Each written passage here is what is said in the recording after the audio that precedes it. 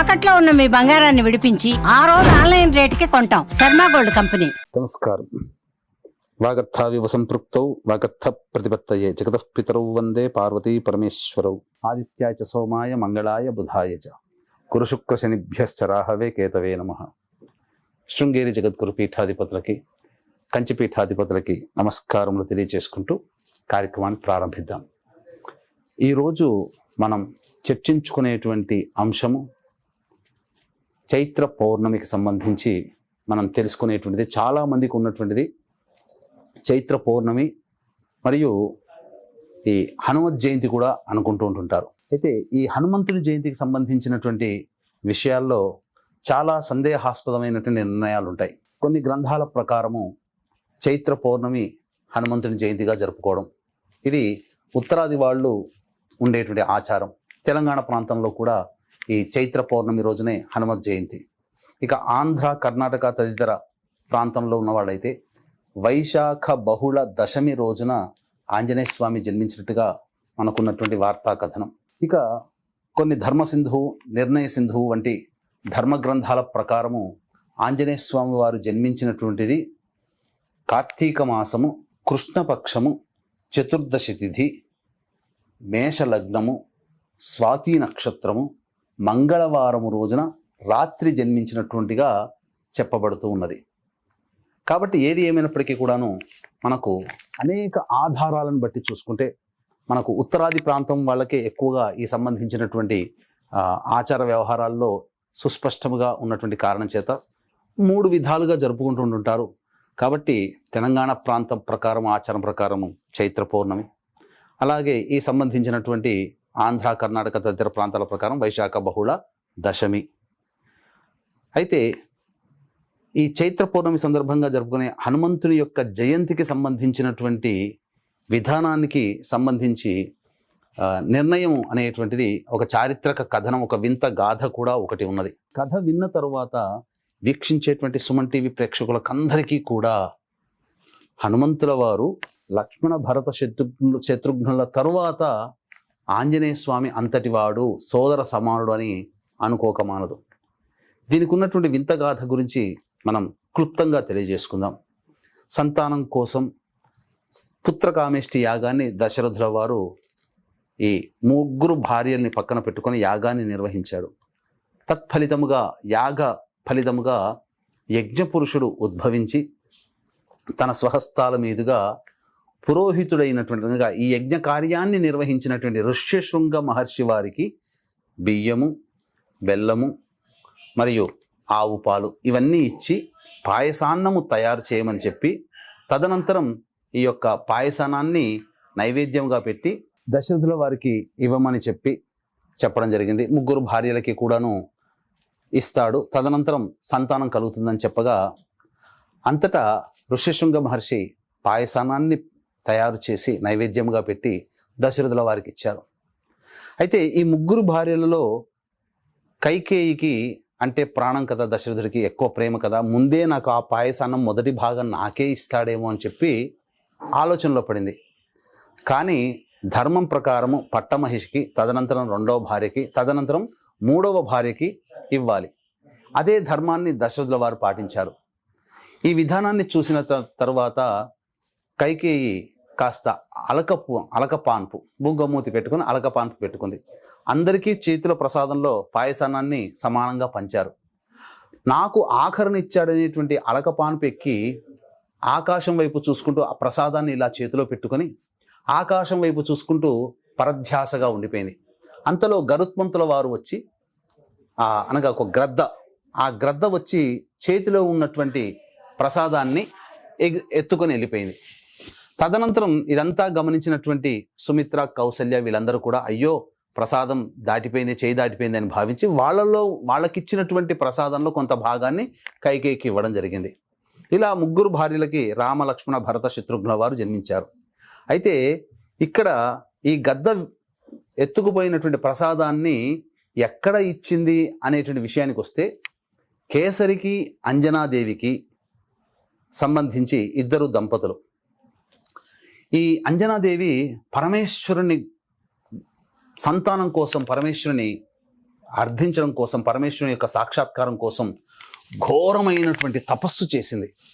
ఆ తపస్సు చేసినటువంటి ఫలితముగా పరమేశ్వరుల వారు ప్రత్యక్షమై, ఓ అంజనా, నీకు నా 12 రుద్రులలో 11వ వాడు మహారుద్రుడు, అతి పరాక్రమశాలి అయినటువంటి 11వ రుద్రుడైనటువంటి మహారుద్రుని అంశతో నీకు సంతానం జన్మించబోతున్నది.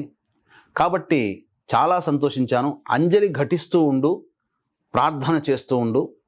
అప్పుడు నీ చేతిలో పడినటువంటి ప్రసాదాన్ని నీవు గ్రహిస్తే నా అంశలో 11వ వాడైనటువంటి మహారుద్రుని యొక్క అంశ నీలో పుడుతుంది అని చెప్పగలం.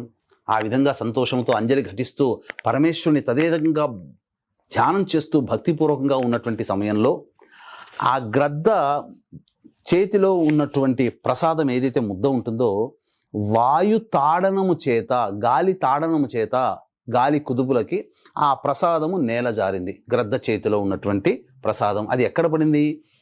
భగవంతుని కోసం ప్రార్థన చేస్తూ అంజలి ఘటిస్తున్నటువంటి అంజనాదేవి చేతిలో పడగానే ఇది మహాశివ ప్రసాదముగా భావించినటువంటి అంజని ఆ ప్రసాదాన్ని గైకొనగా, ఆ ప్రసాదాన్ని తిన్న అంజనీదేవి గర్భం దాల్చి చక్కటి సంతానాన్ని పొందింది. అతనే ఆంజనేయ స్వాముల వారు. అంజనీ పుత్రుడు ఆంజనేయుడు. గాలి తాడనం అంటే వాయు తాడనము చేత ప్రసాదము పడగా ఆ ప్రసాదాన్ని తినడం ద్వారా జన్మించినటువంటి వాడు కాబట్టి వాయు నందనుడు అయ్యాడు ఇక్కడ. కాబట్టి అందుకని మీరు గమనించుకుంటే రాముల వారు కుటుంబ సమేతముగా అడవులోకి, భార్య సోదర సమేతంగా అడవులోకి వెళ్ళినప్పుడు ఆలింగనం చేసుకున్నటువంటిది మనకు రామాయణంలో అతి కొద్ది మంది. అందులో గుహుడు తనతో పాటు చదువుకున్నాడు వశిష్ఠముని ఆశ్రమంలో అని చెప్పి మిత్రుడిగా నిషాద కులస్థుడైనప్పటికీ కూడా సోదర భావంతో ఆలింగనం చేసుకున్నాడు. కానీ అంతటి ఆలింగనము సుగ్రీవుడితో మైత్రి కుదిరినప్పటికీ సుగ్రీవుడితో చేయలేదు. ఆంజనేయ స్వామి వారిని చూడగానే ఎందుకో రాముల వారికి ఒక సోదర భావం. అలాగే రాముణ్ణి చూడగానే భరత శత్రుఘ్న లక్ష్మణులకి ఏ విధమైనటువంటి జ్యేష్ఠ సోదర భావం ఉంటుందో ఆంజనేయుడికి కూడా అదే సోదర భావం కలగడం చేత ఇరువురికి కూడాను సోదర సంబంధము, పరస్పరమైనటువంటి ఆరాధనా సంబంధం కుదిరింది. ఆ విధంగా ఆంజనేయ స్వామి సోదర సమానుడయ్యాడు. అయితే మనకు ఏది ఏమైనప్పటికీ కూడాను చైత్ర పౌర్ణమి ఆంజనేయ స్వామి విజయోత్సవంగా మనం జరుపుకుంటాం. ఉత్తరాది వారు ఆంజనేయ స్వామి జయంతిగా జరుపుకుంటారు. తెలంగాణలో కూడా హనుమత్ జయంతి ఈ 12వ తారీఖు రోజున, వచ్చే శనివారం రోజున. కాబట్టి ఆంజనేయుడి యొక్క అనుగ్రహం గనక కలిగినట్లయితే సకల బాధలు తొలగిపోతాయి. కాబట్టి ప్రొద్దున్నే లేచి కాలకృత్యాదులు తీర్చుకొని చక్కగా ఆంజనేయ స్వామి దేవాలయానికి చేరుకొని శ్రీరామనామ జపం చేస్తూ ఒక 108 ప్రదక్షిణలు చేయండి, లేదా 54 చేయండి, కనీసము 27 ప్రదక్షిణలైనా చేయండి. చేసిన తర్వాత ఆ స్వామికి అర్చనగా మీరు జిల్లేడు పూలతో చేసినటువంటి మాలని ఆ స్వామికి పూలమాల వేయండి. తమలపాకుతో చేసినటువంటి మాల వేయండి. లేదా చిల్లి పెట్టనటువంటి గారెల్ని తయారు చేసి మాల వేయండి. లేదు లవంగాల మాల, అలాగే ఇలాచి మాల, లేదు బెల్లముతో చేసినటువంటి వడమాల, బెల్లంతో చేసినటువంటి అప్పాల మాల వేయండి. ఇది మనకు చెప్పబడినటువంటిది. ఆ రోజున ఆ స్వామి దేవాలయంలో కనీసము 8 సార్లైనా మీరు ఈ హనుమాన్ చాలీసా పారాయణం చేయండి. మనకు శాస్త్రం ప్రకారం ఏం చెప్పబడిందంటే ఆంజనేయ స్వామికి కలిగినటువంటి గొప్ప శక్తులు ఏవైతే ఉన్నాయో ఆ శక్తుల్లో అనిమాది అష్టసిద్ధులు అని అంటారు. హనుమత్ కవచాన్ని ఎవరైతే తదేక దీక్షగా 1,25,000 సార్లు జపం చేస్తారో వాళ్ళకి అష్టసిద్ధులు లభిస్తాయని చెప్పి మనకు ఆంజనేయుడితో సమానమైనటువంటి బలాన్ని కూడా కలుగుతుందని చెప్పి మనకు శాస్త్ర గ్రంథాల్లో ఉంది. కలియుగ ప్రమాణాన్ని అనుసరించి 4 రెట్లు చేసుకోవాలంటే 5 లక్షలు చేయాలి.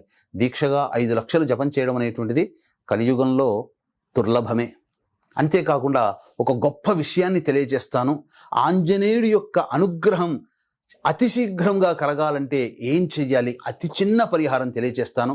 వీక్షించేటువంటి ప్రేక్షకులకి గమనిక. ఇట్టి ఆంజనేయ స్వామి జయంతిగా జరుపుకునేటువంటి చైత్ర పౌర్ణమి రోజున మన పీఠం ఆధ్వర్యంలో చక్కగా ఆంజనేయుని యొక్క అనుగ్రహం అందరికీ కలగాలనేటువంటి సదుద్దేశంతో, అలాగే సకల శని బాధలు తొలగించేవాడు ఆంజనేయ స్వామి కాబట్టి 29 మార్చి రోజున ఈ సంబంధించినటువంటి శని భగవాన్ కూడా మారాడు మీనరాశిలోకి. కాబట్టి కుంభ, మీన, మేష, మిథున, కర్కాటక, సింహ, కన్య, వృశ్చిక, ధనుస్సు రాశులలో జన్మించినటువంటి వారికి శని బాధలు ఉంటాయి.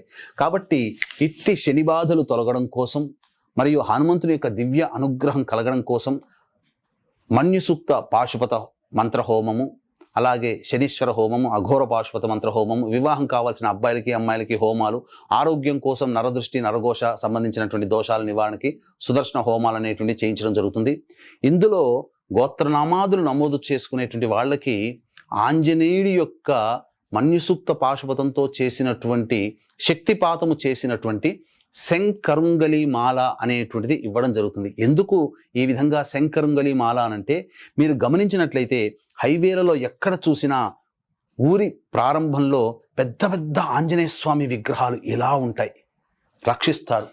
మనము ఏ బండి కొన్నప్పటికీ కూడా మనము ఆంజనేయ స్వామి దేవాలయంలోనే ఎందుకు వాహన పూజ చేస్తాము అంటే, ప్రమాదాల బారిన పడకుండా రక్షించడం ఆంజనేయుడి యొక్క కర్తవ్యాలలో ఒకటి. కాబట్టి మూర్ఛపోయి మృత్యు కోరల్లో పడినటువంటి లక్ష్మణుణ్ణి బ్రతికించిన వాడు ఆంజనేయుడు. కాబట్టి అటువంటి ప్రమాదాలు బారిన పడకుండా మనల్ని రక్షిస్తాడనే ఉద్దేశ్యముతో ఆంజనేయ స్వామికి దేవాలయంలో ఆంజనేయ స్వామి దగ్గర వాహన పూజలు జరిపిస్తాం. కాబట్టి ఈ శంకరుంగలి మాల శక్తిపాతము చేసి మీకు ఇవ్వడం ద్వారా ఈ మాలను ధరించినటువంటి వాళ్ళకి ఖచ్చితముగా వాహన ప్రమాదం నుంచి బయటపడతారు. తరతరాల నుంచి వస్తున్నటువంటి వంశ దోషాలు తొలగిపోతాయి, నరదృష్టి నరఘోష తొలగిపోతుంది, పాజిటివ్ ఎనర్జీ పెరుగుతుంది.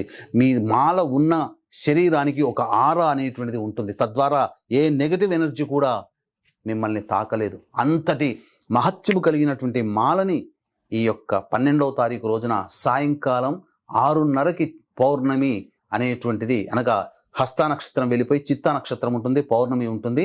ప్రదోషకాల సమయంలో ఈ కార్యక్రమంలో పూజ చేసి ఇవ్వడం జరుగుతుంది. కాబట్టి అవకాశం ఉన్న వాళ్ళు సాయంత్రం 5 గంటల లోపల ఈ కార్యక్రమంలో మీ గోత్రనామాలు నమోదు చేసుకోవచ్చు. కేవలం 30 మందికి మాత్రమే ఈ యొక్క కార్యక్రమంలో ఈ నమోదు చేసుకున్నటువంటి వాళ్ళకి ఈ శంకరుంగలి మాల అనేటువంటిది రాగితో చుట్టబడినటువంటి మాల ఇది మీకు ఇవ్వడం జరుగుతుంది. తద్వారా ఈ మాల ఉండడం ద్వారా మీకు ఎటువంటి వాహన ప్రమాదాలు జరగవు అని చెప్పవచ్చు. ఇక ఆఖరణ మీకు ఒక మాట చెప్పానే, ఏమని? ఆంజనేయ స్వామి యొక్క దివ్య అనుగ్రహం మీకు అతి శీఘ్రంగా కలగాలనేటువంటి ఉద్దేశము ధర్మశాస్త్ర గ్రంథంలో చెప్పబడినటువంటి రహస్యం ఒకటి చెబుతున్నాను. ఏంటంటే, ఆంజనేయ స్వామికి సంబంధించి ఉపాసన చేసేటువంటి భక్తులు ఎవరైనా మీకు తెలిసిన వాళ్ళలో ఉంటే ఆ భక్తులకి మీ చేతితో, అనగా ఏం చెప్పబడి ఉందనంటే, మధ్యాహ్నం నుంచి అపరాహ్న కాలం నుంచి మొదలుకొని సూర్యాస్తమయం అయ్యేంత వరకు కూడా అప్పాలు తయారు చేయాలి యజమాని యొక్క భార్య. మీరు కనీసము ఒక 5 అరటి పళ్ళు ఈ అప్పాలు మీకు బాగా తెలిసి హనుమంతుని పరమభక్తుడైనటువంటి హనుమంతుని భక్తుడైనటువంటి వాళ్ళకి మీకు బాగా తెలిస్తే వాళ్ళ దగ్గరికి వెళ్ళి వాళ్ళ చేతిలో పెట్టి వాళ్ళ ఆశీర్వచనం తీసుకోండి. ఆ పెట్టిన పండు 5 పండ్లలో ఒక పండు భుజించినా, మీరు పెట్టిన అప్పాలలో ఒక అప్పము తిన్నా సాక్షాత్తు హనుమంతుడై తిన్నటువంటి భావన.